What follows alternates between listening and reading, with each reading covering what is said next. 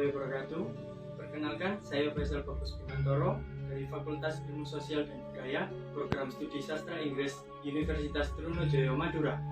Saya berasal dari Sidoarjo.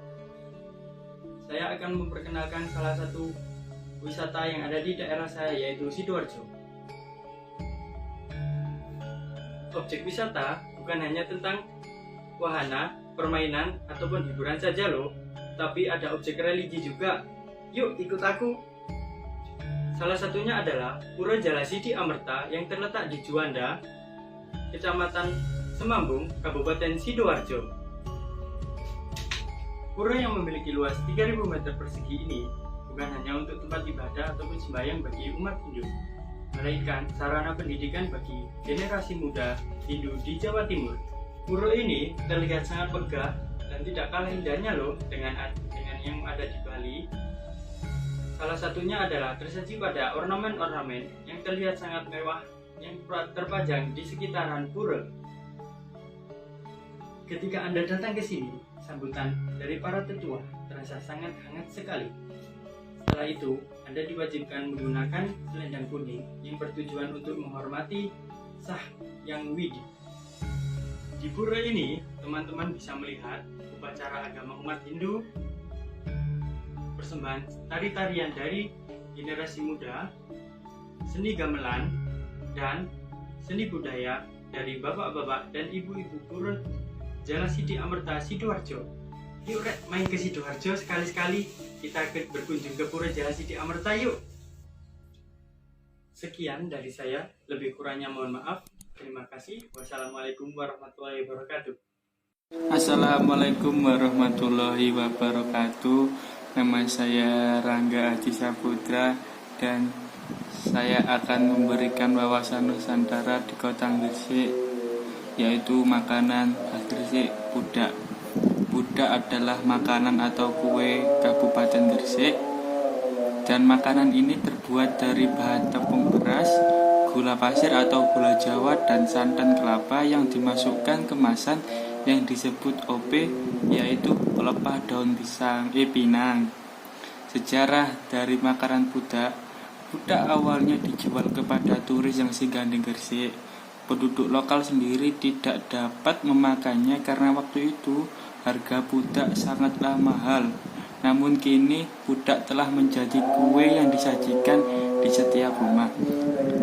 Gresik dulunya pelabuhan yang sering singgah para pedagang dari Makassar. Penduduk lokal menyebut mereka sebagai encik atau sebutan lain untuk tuan, yang sering berbelanja sejenak setelah perjalanannya. Terima kasih. Assalamualaikum warahmatullahi wabarakatuh. Perkenalkan, nama saya Muhammad Dayan. Saya mahasiswa Sastra Inggris Universitas Trunojoyo Madura. Pada video kali ini saya akan menjelaskan mengenai wawasan Nusantara yang saya ketahui yang berada di daerah saya, yaitu Kabupaten Mojokerto. Selain sebagai tujuan wisata sejarah dan alamnya, Kabupaten Mojokerto juga memiliki destinasi wisata yang ikonik yang jika kalian mengunjungi kalian tidak boleh kalian lewatkan, yaitu adalah pemandian air panas yang berada di Desa Padusan, Kecamatan Pacet. Pemandian air panas Padusan ini merupakan tujuan andalan bagi wisatawan yang berkunjung ke Kabupaten Mojokerto, tepatnya yang berkunjung ke daerah Pacet. Di destinasi ini terdapat sebuah kolam untuk orang dewasa dan juga untuk anak-anak, sehingga cocok untuk dikunjungi oleh semua kalangan. Destinasi ini memiliki yang membedakan destinasi ini dengan destinasi yang lain, yaitu memiliki kolam air panas dan juga kolam air dingin yang menyegarkan. Untuk menikmatinya kalian cukup membayar 10.000 untuk orang dewasa dan 7.500 untuk anak-anak. Nah, air panasnya ini terkenal dengan kandungan belerangnya yang dapat menyehatkan tubuh. banyak wisatawan yang memanfaatkan pemandian ini untuk menghilangkan penyakit-penyakit kulit dan pegal-pegal. Maka dari itu biasanya eh, wisatawan yang berkunjung untuk ke kolam air panas datang pada malam hari karena eh, pemandian ini juga terbuka untuk dalam 24 jam. Sekian penjelasan dari saya. Terima kasih.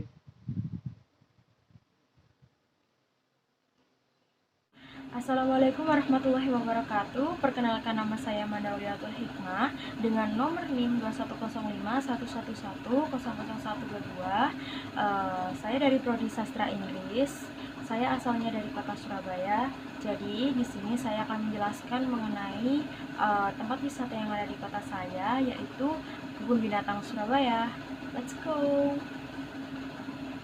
Kebun Binatang Surabaya yang didirikan oleh seorang jurnalis yang memiliki hobi mengumpulkan binatang, yakni HFK Kommer, pada 31 Agustus 1916 dan pertama kali dibuka untuk umum pada tahun 1918 dan ditetapkan tarif masuk dengan sebesar Rp15.000. Dan Kebun Binatang Surabaya ini merupakan salah satu kebun binatang yang populer di Indonesia dan terletak di kota Surabaya. Dan KBS ini merupakan kebun binatang yang pernah terlengkap se-Asia Tenggara dan di dalamnya terdapat lebih dari 350 spesies satwa yang berbeda yang memiliki lebih dari 2.806 binatang, termasuk di dalamnya satwa langka Indonesia maupun dunia, terdiri dari mamalia, aves, reptilia, dan pisces. Sekian yang dapat saya sampaikan, kurang lebihnya mohon maaf. Wassalamualaikum warahmatullahi wabarakatuh. Halo, assalamualaikum guys. Perkenalkan, nama saya Kamilatun Faiza, asal Prodi Sastra Inggris Universitas Trunojoyo Madura, asal daerah Kabupaten Sumeneb. Di sini saya akan mengenalkan sedikit tentang wisata yang ada di daerah Sumeneb, yaitu Museum Keraton Sumeneb. Museum Keraton Sumeneb adalah salah satu destinasi wisata yang ada di daerah Sumeneb yang ramai dikunjungi oleh banyak para wisatawan dari berbagai kota maupun dari dalam kota Sumeneb ataupun luar kota Sumeneb. Jika kalian berkunjung ke Keraton Sumeneb, kalian akan mengetahui bahwa di sana saat ini berupa sebuah museum yang terdiri dari 3 bagian museum. Bagian pertama atau Museum 1 yang disebut Museum Kencana Keraton. Museum ini menyimpan 2 buah kereta kencana raja dan barang antik koleksi kerajaan berupa kursi pertemuan dan tempat tidur raja yang konon adalah hadiah dari Ratu Inggris. Dalam Museum 2 tersimpan berbagai macam koleksi berupa barang pribadi dan perlengkapan sehari-hari keluarga kerajaan. Sedangkan dalam Museum 3 adalah tempat meditasi para raja. Dan di dalam museum ini terdapat Al-Quran hasil tulisan tangan dari Sultan Abdurrahman yang menurut sejarah diselesaikan hanya dalam 1 hari. Dan yang terakhir adalah Taman Sare. Biasanya banyak para wisatawan cuci muka di taman yang disebut sebagai tempat pemandian potrekoning itu. Diyakini air yang terdapat di kolam itu bisa membuat awet muda dan didekatkan dengan jodoh. Mana menarik bukan? Jika kalian berkunjung ke Pulau Madura, khususnya kota Sumeneb, jangan lupa untuk berkunjung ke Museum Keraton Sumeneb. Tetap patuhi protokol kesehatan seperti jaga jarak dan pakai masker. Terima kasih. Assalamualaikum warahmatullahi wabarakatuh. Perkenalkan, nama saya Iswatul Mawadah, saya dari Universitas Trunojoyo Madura. Pada kesempatan kali ini saya akan menyelesaikan tugas saya, yaitu pengenalan wawasan Nusantara, dan saya akan memperkenalkan pada kalian semua sate Madura. Sate Madura tidak asing di kalangan manusia. Karena kenapa? Karena sate Madura itu memang adalah khas buatan Madura dari tangan-tangan orang Madura. Bukan karena dagingnya yang mahal ataupun dagingnya yang diracik selera, melainkan karena bumbunya. Bumbu sate Madura ini merupakan bumbu yang diracik sesuai dengan selera yang diinginkan oleh orang-orang. Jadi di samping sate Madura ini juga banyak khasiatnya dalam kesehatan. Sate Madura itu juga menjadi favorit bukan cuma nasional melainkan internasional. Jadi bagi kalian yang belum pernah mencoba sate Madura, silahkan mencoba. Mungkin hanya itu pengenalan dari saya. Kurang dan lebihnya saya mohon maaf. Wassalamualaikum warahmatullahi wabarakatuh.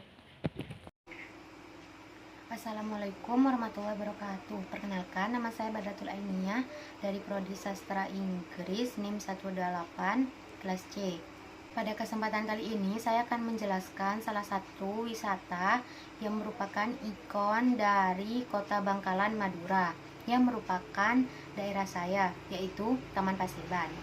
Taman Paseban terletak di tengah Kota Bangkalan, tepat di depan Masjid Agung Bangkalan dan di sebelah Gedung Ratu Eiffel.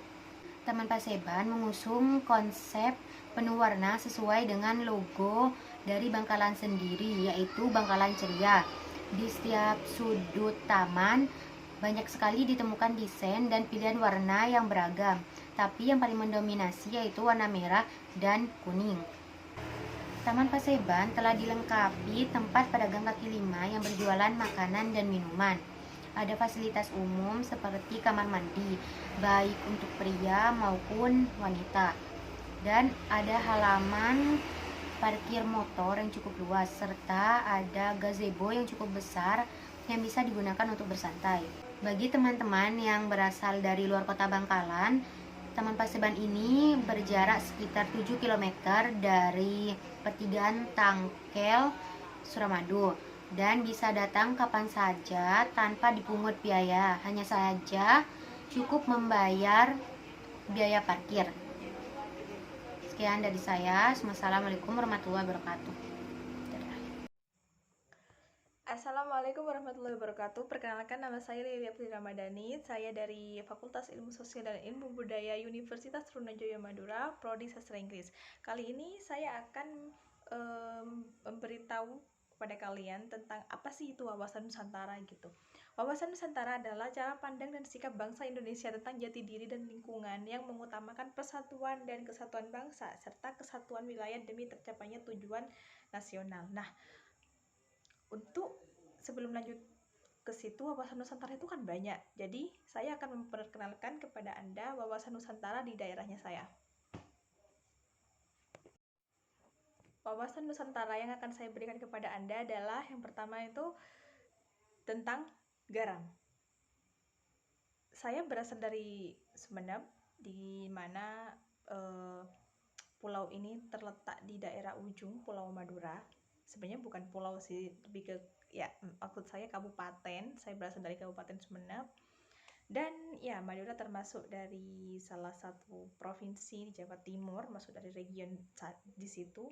Dan apa yang terkenal di daerahnya saya adalah tentang garam. Dan kenapa sampai Pulau Madura ini disebut dengan Pulau Garam? Karena memang setiap tahunnya banyak, sampai bertonton, bahkan diakumulasikan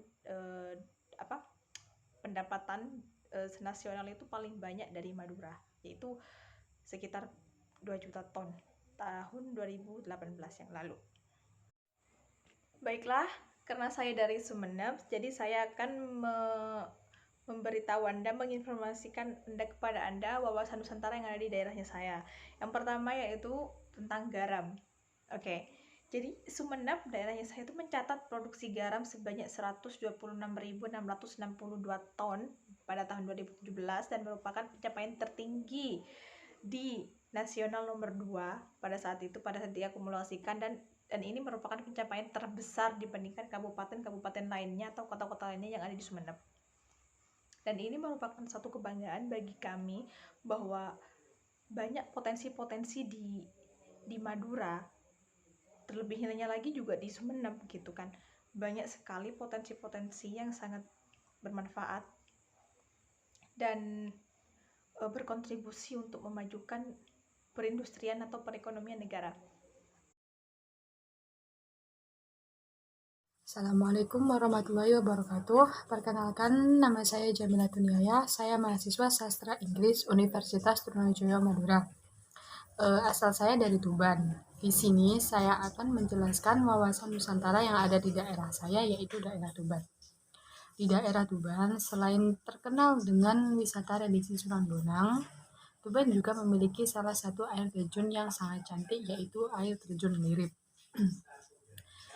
Kabupaten Tuban memiliki satu air terjun yang memiliki pemandangan eksotis dengan ketinggian 30 meter dan dikelilingi pepohonan di sekitarnya. Sajian derasnya air terjun dengan air yang jernih menjadi pemandangan yang menyejukkan mata. Inilah air terjun Lirip. air terjun yang konon dijadikan tempat semedi untuk mencari ilmu. Menginjakkan kaki di air terjun ini, kita akan terkesima dengan keindahan yang tersaji di hadapan kita. Ketinggian air terjun ini membuat siapa saja yang melihat akan berdecak kagum. Beningnya air yang mengalir juga menjadi daya tarik tersendiri dari air terjun Lirip ini. Suasana sejuk sangat terasa dengan tumbuhnya pepohonan yang rindang. Sumber mata air di air terjun Lirip berasal dari beberapa sumber air di daerah hutan Kerawak yang berjarak sekitar 3 km dari lokasi dan menyatu di sebuah bangunan dan yang berada di atas air terjun. Air terjun Lirip memiliki cerita legenda yang begitu dipercaya masyarakat sekitar.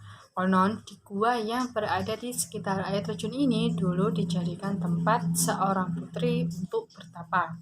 Sang putri yang patah hati karena cintanya dengan seorang anak raja tidak direstui memilih untuk menyepi dan bertapa di gua. Konon, sang putri yang memperoleh kesaktian dapat menampakkan diri di sekitar gua dan mengambil air di dasar air terjun Lirip. Masyarakat yang tinggal di sekitar air terjun ini percaya akan adanya mitos bahwa air terjun Lirip sangat terlarang bagi pasangan yang sedang menjalin hubungan percintaan dan bagi calon pengantin yang akan menikah. Konon, pasangan yang mengunjungi air terjun ini akan terpisah dalam kurun waktu kurang dari 40 hari. Cukup sekian dari saya. Apabila ada salah kata mohon dimaafkan. Terima kasih. Wassalamualaikum warahmatullahi wabarakatuh. Warahmatullahi wabarakatuh. Perkenalkan, nama saya Vicky Seisan Nurika. Saya dari Prodi Sastra Inggris, Fakultas Ilmu Sosial dan Ilmu Budaya, Universitas Trunojoyo Madura. Di sini saya akan menjelaskan salah satu wisata bersejarah yang menjadi identitas atau ciri khas dari Mojokerto. Salah satunya ada Candi Wringin Lawang. Candi Wringin Lawang adalah salah satu candi peninggalan Kerajaan Majapahit pada abad ke-14. Candi Wringin Lawang mempunyai arti Wringin yang artinya pohon beringin dan Lawang yang artinya pintu dalam bahasa Jawa. Candi Wringin Lawang terletak di Jatipasar, Kecamatan Trowulan, Kabupaten Mojokerto, Provinsi Jawa Timur. Candi Wringin Lawang sendiri dibangun menggunakan batu bata merah dengan luas sekitar 13 kali 11 meter dengan tinggi 15,5 meter. Banyak para pakar bersejarah mengatakan bahwa dulunya Candi Wringin Lawang ini dibuat untuk pemukiman masyarakat pada Kerajaan Majapahit dulu. Dan ada juga yang berpendapat bahwa Candi Wringin Lawang sendiri ini merupakan pintu masuk menuju ke kediaman Mahapatih Gajah Mada. Terima kasih.